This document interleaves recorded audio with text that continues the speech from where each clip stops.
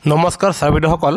ৰাজ্য চৰকাৰৰ অধীনৰ চৰকাৰী কৰ্মচাৰী আৰু পেঞ্চনাৰসকলে এই নৱবৰ্ষ 2025 চনৰ জানুৱাৰী মাহত তেওঁলোকৰ দৰমহা আৰু পেঞ্চন বৃদ্ধিৰ তিনিটা ভাল খবৰ পাবলৈ গৈ আছে হয় ছাৰবিদসকল আৰু তেওঁলোকৰ দৰমহা আৰু পেঞ্চন বৃদ্ধিৰ তিনিটা ভাল খবৰৰ লগতে এইবাৰ জানুৱাৰী 2025 চনৰ আপোনাৰ এই নৱবৰ্ষ 2025 চনত এবাৰ চৰকাৰী কৰ্মচাৰী আৰু পেঞ্চনাৰসকলে তেওঁলোকে 5টা লাভালাভ পাবলৈ গৈ আছে যেটো আমি আপোনালোকক বিতং হেয়া ক'বলৈ যত্ন কৰিম হেহে যিসকল ছাৰবাইদেৱে প্ৰথমবাৰৰ বাবে আমাৰ চেনেলটো চাই আছে তেওঁলোকৰ প্ৰতি এটা অনুৰোধ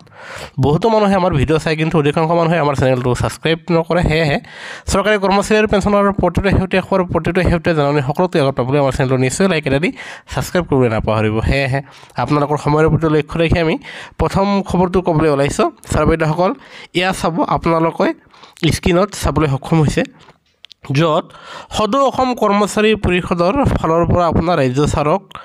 ৰাজ্য চৰকাৰক জনোৱা হৈছিল যে চৰকাৰী কৰ্মচাৰী আৰু পেঞ্চনাৰসকলে যি গ্ৰেচুইটি লাভ কৰে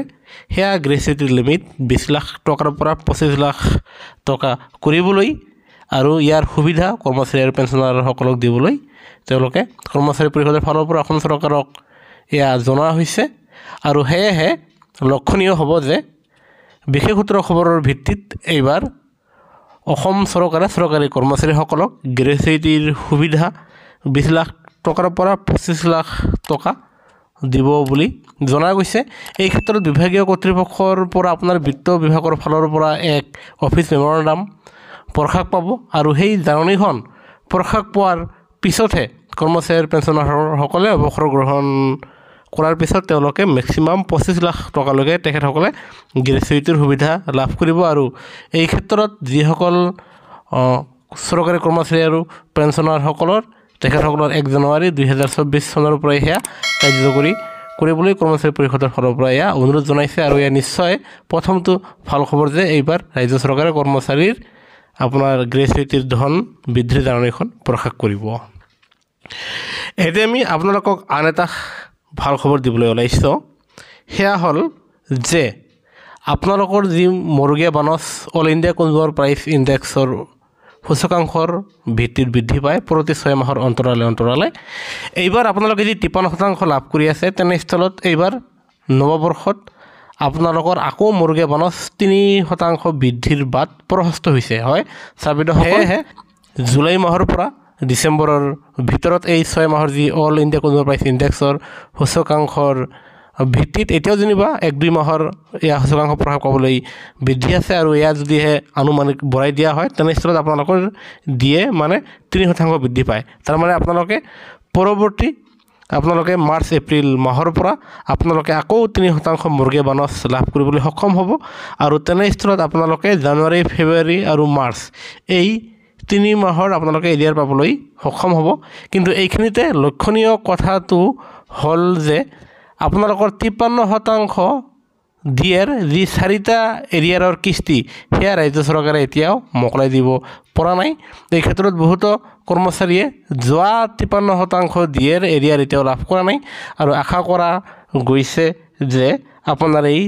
জানুৱাৰী মাহতেই আপোনালোকে 2টা কিস্তি লাভ কৰিব সেয়া যোৱা 53% দিয়েৰ প্ৰথমটো কিস্তি আৰু দ্বিতীয়টো কিস্তি আপোনালোকে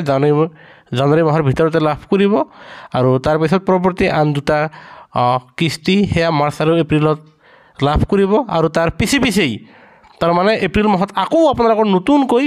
আকৌ 3% মৰুগীয়া বানচ আৰু এৰিয়াৰ আকৌ পাবলৈ গৈ আছে এয়া নিশ্চয় ভাল খবৰ এয়া 2 নম্বৰ খবৰটো আমি আগবঢ়ালোঁ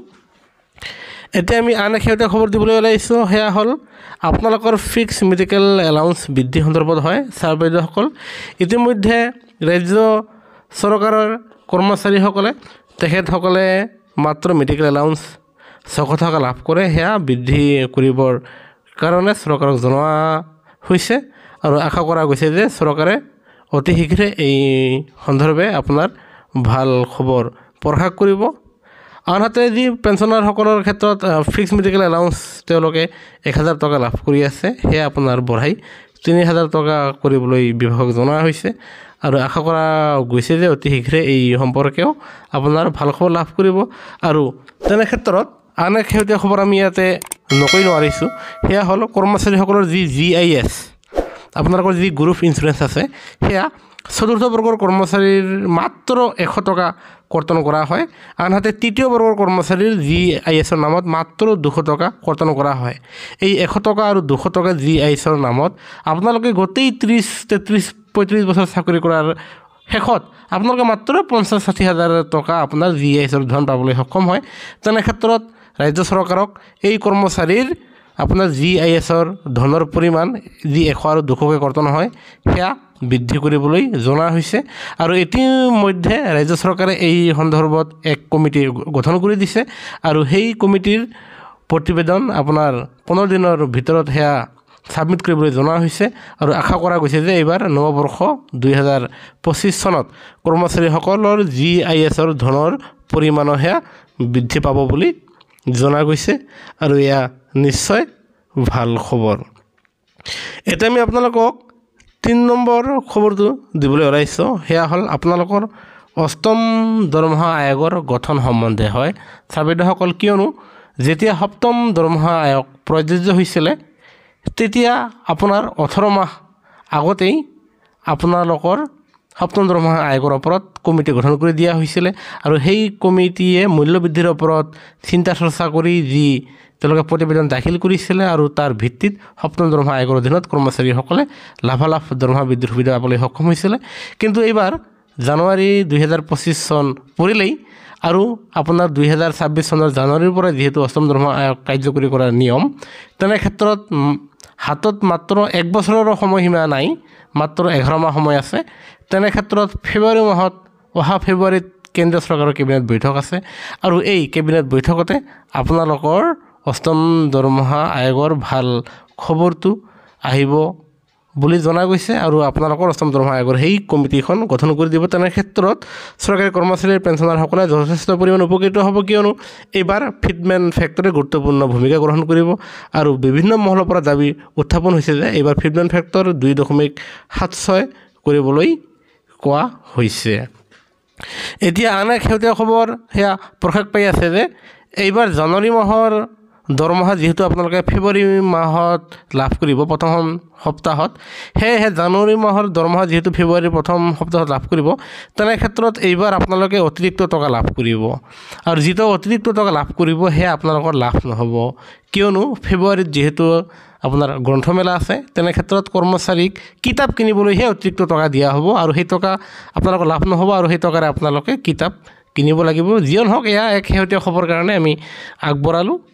আৰু এতিয়া আমি আন এক শেহতীয়া খবৰ দিবলৈ ওলাইছোঁ যে এইবাৰ আপোনালোকৰ বিহুৰ বন্ধ এদিন আগুৱাই দিয়া হৈছে। আপোনাৰ ৰাজ্য চৰকাৰৰ বন্ধৰ লিষ্টত 15 জানুৱাৰী আৰু 16 জানুৱাৰী আছিল আৰু এই 15 আৰু 16 জানুৱাৰীৰ পৰিৱৰ্তে এইবাৰ 14 আৰু 15 জানুৱাৰীহে আপোনালোকে বিহু আৰু টুচু পূজাৰ কাৰণে বন্ধ লাভ কৰিব। এইবাৰ আন এক শেহতীয়া খবৰ দিবলৈ ওলাইছোঁ, সেয়া হ'ল যে কৰ্মচাৰীৰ যি আৰ্ণলিভ, সেই আৰ্ণলিভ 30 দিনলৈ বৃদ্ধি কৰিবৰ কাৰণে ৰাজ্য চৰকাৰক দাবী জনোৱা হৈছে আৰু লক্ষণীয় হ'ব যে ৰাজ্য চৰকাৰে এই সম্বন্ধে অচিৰেই এক সুফল উলিয়াব। আনহাতে কৰ্মচাৰী এজনে অৱসৰ গ্ৰহণ কৰাৰ ফলত তেখেতসকলে যি পেঞ্চনাৰলৈ ৰূপান্তৰ হয়, তাৰপিছত আপোনাৰ পেঞ্চন পাবলৈ বহু দিন সময় লাগে। তেনে ক্ষেত্ৰত এইবাৰ পেঞ্চনৰ অডিট 30 দিনৰ ভিতৰত জমা দিয়াৰ নিৰ্দেশ দিছে। তাৰমানে আপোনালোকে অৱসৰ গ্ৰহণ কৰাৰ 30 দিন পিছত আপোনালোকে PPO সহকাৰে আপোনালোকে পেঞ্চনৰ টকাকেইটা পাবলৈ সক্ষম হ'ব আৰু তেনে ক্ষেত্ৰত আপোনালোকৰ টকাৰ অনাটন নহ'ব।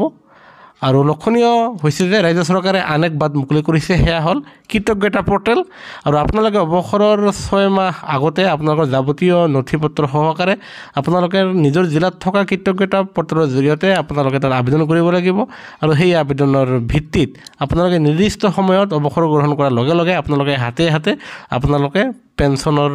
পাবলৈ সক্ষম হ'ব বুলি জনা গৈছে। ছাত্ৰসকল, এইখিনিতে আমি আপোনালোকক আন এক গুৰুত্বপূৰ্ণ খবৰ দিবলৈ ওলাইছোঁ, সেয়া হ'ল চাইবাৰ ফ্ৰড নাইবা ডিজিটেল এৰেষ্ট, যিটো সকলো চৰকাৰী কৰ্মচাৰী আৰু পেঞ্চনাৰসকলে জনাটো অত্যন্ত প্ৰয়োজনীয়। আৰু ইতিমধ্যে ভাৰত চৰকাৰৰ ফালৰ পৰা তেওঁলোকে পেপাৰে পত্ৰে দি সেয়া আপোনাৰ সকলোকে সজাগতা কৰাৰ কাৰণে এয়া জনাইছে। আৰু যি চাইবাৰ ফ্ৰড আৰু ডিজিটেল এৰেষ্টৰ যোগেদি আপোনালোকৰ ল'ৰা ছোৱালীৰ আত্মীয়ৰ সম্পৰ্কীয়ৰ মাত তেওঁলোকে উলিয়াই হুবহু মাত উলিয়াই আপোনালোকক ফোন কৰিব যে আপোনাৰ ল'ৰা ড্ৰাগছত ধৰা পৰিছে নাইবা যৌন অপৰাধত বন্ধুবৰ্গৰ সৈতে ধৰা পৰিছে তেনে ক্ষেত্ৰত থানাতে আছে আপোনালোকে যদিহে টকা দিয়ে তেনেহ'লে আমি আপোনালোকৰ ল'ৰাক মুকলি কৰি দিম এই ক্ষেত্ৰত আপোনালোকৰ ল'ৰাৰ ছোৱালীৰ মাত উলিয়াই আপোনালোকক ফোনত শুনাব কিন্তু আপোনালোকে সেয়া বিশ্বাস নকৰিব এয়া এক ধৰণৰ ফ্ৰড নাইবা আপোনালোকক হোৱাটছআপত অচিনাকি নম্বৰৰ পৰা ফোন আহিব য'ত নগ্ন অৱস্থাত যুৱতীয়ে আপোনালোকক ভিডিঅ' কল কৰি সেয়া আপোনালোকক ভয় খুৱাব তেনে ক্ষেত্ৰত আপোনালোকক তেনেকুৱা যদি হ'লে আপোনালোকে ভয় নাখাব আপোনালোকে নিশ্চয় পুলিচক খবৰ দিব আৰু ফোনটো কাটি দি আপোনালোকে বন্ধুবৰ্গৰ সৈতে সেয়া আলোচনা কৰিব আৰু তাৰ পিছতে আপোনালোকে সঠিক সিদ্ধান্ত ল'ব এতিয়া সেই OTP দিয়াৰ ছিষ্টেম আঁতৰিল লিংকত ক্লিক কৰাৰ ছিষ্টেম আঁতৰিল সেয়েহে সজাগ হওক সতৰ্ক থাকক অন্যথা আপোনাৰ বহু কষ্টৰ উপাৰ্জিত টকা 1 মিনিটতে আপোনাৰ চাইবাৰ চক্ৰই লুটি নিব পাৰে সেয়েহে কৰ্মচাৰী আৰু পেঞ্চনৰ প্ৰতিটো শেহতীয়া খবৰ প্ৰতিটো জাননীৰ বাবে আমাৰ চেনেলটো নিশ্চয় লাইক এটা দি ছাবস্ক্ৰাইব কৰিবলৈ নাপাহৰিব